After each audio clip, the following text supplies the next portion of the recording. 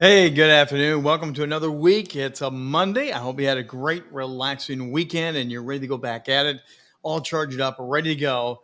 We had a great week coming up here on How to Rock the Stage. Coming up tonight, I got one of my coaching groups. Tomorrow, we have a book launch party. Wednesday, we have the regular show.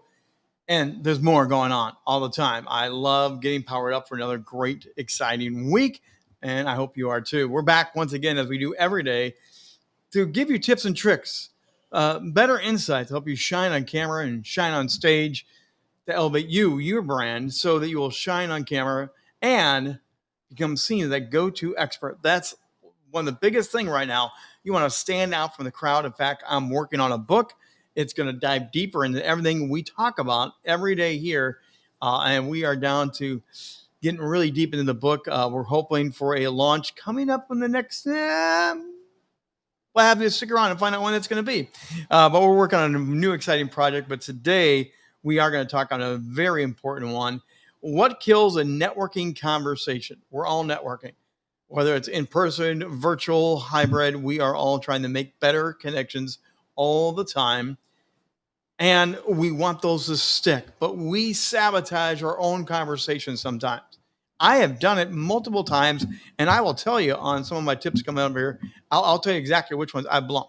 And I have to be more self-aware on not blowing those. That's why we go through this, because networking is such a big, powerful key that opens up more doors, no connections. The idea to meet the right person who then gets to know you. You maybe do some work together, you do some referrals, maybe you do some podcast swapping, and then you get the opportunity for that other person to open up a door for you, or you get to open up a door for them, and it gets you to introduce to more amazing, wonderful people. But sometimes you ever step back and you ever wonder why you're not getting the next tier level conversations, why you don't get the follow-up calls? You ever wonder, is there something maybe you could be doing without even know you're doing that could be actually hurting, killing your network conversations? So we're going to get into this a little bit here. We're going to share some of these great, amazing insights to help you so you don't burn it anymore, so you don't have things come crashing down around you. And again, drop in the chat, ask questions. I'd love to hear your feedback here as we go forward, as we stream out on multiple platforms every day at 2 p.m. with the trigger. So number one we're going to talk about is not listening. A lot of us just don't listen during our conversations. Now, I'm guilty of this. Many of us are guilty of this. We're doing too many things. We're monitoring our cell phone. We're monitoring things that are online. And sometimes people just become that Charlie Brown voice teacher, wah, wah, wah, wah, wah. That's what they turn into, because we're not listening.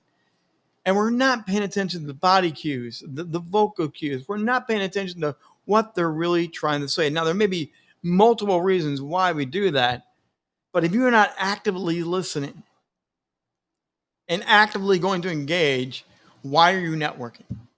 The idea is to listen, receive, get into a great conversation, and often we give that up. We just stop listening, because if we're not listening, what we're really thinking about is, how can I turn the conversation to everything being about me? Everything is all about me. That'd be number two. It's killing your conversation because you're making everything about you. Have you been on one of those calls where you've been with somebody else and everything they do is turn back to them, their greatness, their next book, their next article, their next podcast, how many years I've done this? There's a way to leverage that part of the conversation. But sometimes people are just turning it all around back to them, everything they say. I have a family member that has this habit. We've talked to this person. We've explained to this. You're killing the relationship. You're killing the conversations. And they don't understand. They just don't really understand the power of not truly listening and to actually engage. Hey, there we go. Appreciate the comment. Appreciate, yes, listening is so important. Stay actively engaged. Stay in tune with what's going on. And again, the way to do that is to not make it about you. Do not make this about you. Go into a conversation thinking, this is someone I want to get to know. I want to hear what's going on in their life. what their business is doing. Make sure you focus on the other person more than you focus on you. So 1 and 2 really tied together, very, very importantly. Now, number 3, if you're keeping score here, is that one-upmanship. You know what I'm talking about. There's this whole thing, you get into a conversation, someone says, oh, I did this and we did that. And you turn around and go, well, hey, wait a second. We did this. They may have had 100 people at an event and you just got to go to 150, 200. Oh, we had 200. Now, I was in church ministry. I have been a pastor. Pastors joke about the pastor's math. On any given week, you get X amount of people from your regular, normal congregation, your visitors, your semi-reoccurring people. And I would hear the same thing, this one-upmanship with pastors. Like, well, how many are in your church? How many came to your Easter service? And then we start getting into, well, some of these people were gone. You know what? If they had all been there, it would have been. So we do pastor math. We make up stuff. We make it feel better than what it is. Okay, here we go with Jeff dropping in here. Why even bother to strike up a conversation for a potential guest or connection if you won't listen or make it about your... Wow, that's a bullseye. Great point there, Jeff. Thank you for dropping in on that, because that's, again, you're completely messing up the whole situation. You're taking away from what is most important, that relationship, the connection. I kind of equate networking to like dating. No one wants to propose, get on their knees and, drive off happily married after one day. It doesn't happen. It's a dating, relationship building process. So again, you don't listen. Bad. You're one-upmanship. How many times have you caught yourself or caught someone else where you literally, you're one-upping? You just got to take it one more step. And it becomes a little rubbing in there that's like, no, that's not cool. Again, this is not about one-upping. It's often collaboration. It's also support. It's often giving good advice, which goes to one of those next ones. Number 4 on our list here today is uninvited advice. You're on a call. You're in a networking group and you're talking with things and someone says something. And have you ever heard 3 or 4 people literally, instead of listening, instead of asking clarifying questions, instead of wanting to know more, they go right into advice mode. They go right into a coach mode. Hey, do you know you could do this? We found this to be the best trick to handle that. And you go into fix it mode. Guys, we're the worst of this. We really are. There's a male dominant thing that happens very often with us. I'm guilty of this one.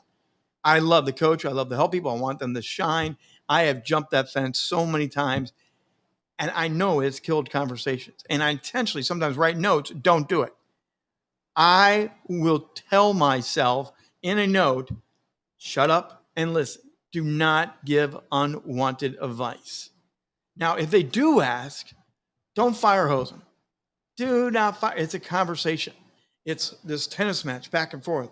You're having a dialogue. You don't want to turn into that big dominating person in the networking group who just tells them everything. And you think somehow by rising up to be the king of the conversation, this is going to help you. It does not help you. Networking is so important. There is an unspoken etiquette that we all know about, but I don't think people talk about. The next one is going to be, you're just not curious. You go in, again, this pre-consumption is, I'm going to network to get my results that I want. Now, there is a part of networking is that you do want to further your mission. You do want to go deeper into maybe raising your brand, working on things, trying to elevate yourself. But are you really curious about what the other person has to offer? You get into a breakout room, you're in a massive networking group and you funnel it down to just a couple of you, you're in the breakout rooms. And the idea is to briefly introduce yourself. So have your elevator pitch, 30 seconds, 20 seconds. Here I am. Here's what I do. And let it go around the horn, but listen for what other people are saying about their business. Maybe listen for a collaboration, but go about it in a different way where you're listening because you really want to listen. You will hear people's pitches, and in their pitches and in their explanation of who they are, they'll often say, and I'm looking for this, and I'm trying this. I did this and it didn't work. They'll often will just slide it in. It's a natural part of the conversation. But you got to be more curious. Ask clarifying questions. Why do you think it is that way? Why do you think you tried that and it completely blew up? Why do you think after so long you're still not getting the traction you want? If you're more curious in them and show you're curious, take notes while they're talking. There's nothing wrong with that. There's some of these AI things that are popping up now that will record virtual meetings. Record them and tell them, hey, you know what? I will get back to you on that because I've recorded. I'm going to make sure I go back and listen right so I can maybe reach out and have a good conversation with you outside of the networking group. Let's go to a one-on-one. But if you're not listening, first of all, you got to listen. If you're making this all about you, it's a very selfish relationship you're building. It's no wonder they're running. The one-upmanship, you got to stop trying to brag on yourself. Now, what I love to do, the people that I know in networking, one of my strengths is if I know you in a networking group and we're with other people that don't know you, I will come and I will brag on you all you want. Because I want to help you. I want to throw softball questions. I love seeing you rise, but it's because someone else has asked you a question. They want to clarify what you do or, how you help people. Rather than you kind of patting yourself on the back and doing it, let someone else in the group do it for you if they know you. That's much more interesting to everybody in the group when they know, wow, Rich knows them. Rich actually think they're kind of cool. Well, now I got to go figure out more because XYZ said it that way. Having other people amplify you in networking is a great way to expound. But again, it's based on listening very clearly. And please be curious. Be as curious as you can be about the other person in the room, whether it's a breakout or it's a large group. I have been in large groups that are pretty darn big. And I'll listen to their intros and their questions. They'll raise their digital hands. And I will write down those ones that go, wow, I've really got to hear about that. I've got to go back and learn about them. I wonder if. Write it down. Have an open screen on the other side and type it all in. And let them know, maybe in a short message through the chats, hey, I'd love to get to know you. But I'd love to learn more about blank that you said here today. That's nurturing a conversation where you're listening, you're curious, you're not trying to one up, you're actually playing into let's actually take it to the next level. One more date, one more conversation. I'd love to hear your thoughts on this. I'd love to hear. Thanks for those of you that dropped in here today. We're going live.